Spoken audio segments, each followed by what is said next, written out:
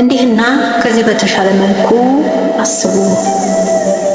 ተረጋጉ፣ ትረበሹ፣ አትጨነቁ።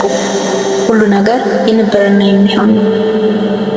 ደግሞስ ማን ምን ሆኖና አግኝቶ የመጨረሻ ከፍታ ላይ ሆነ?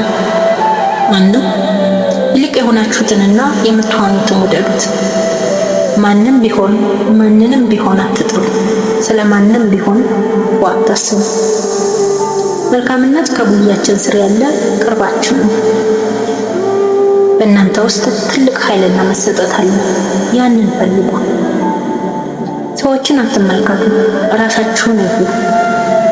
የፈጠራችሁ ፈጣሪ በከንቱ አልደከመባችሁም።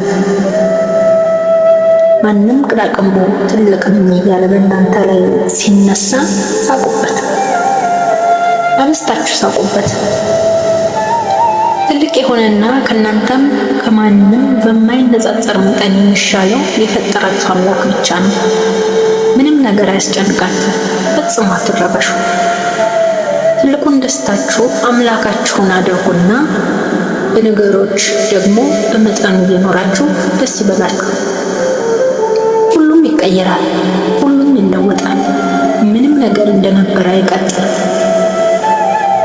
የሚቀጥለው ሁሉ የእናንተ ነው፣ የራሳችሁ።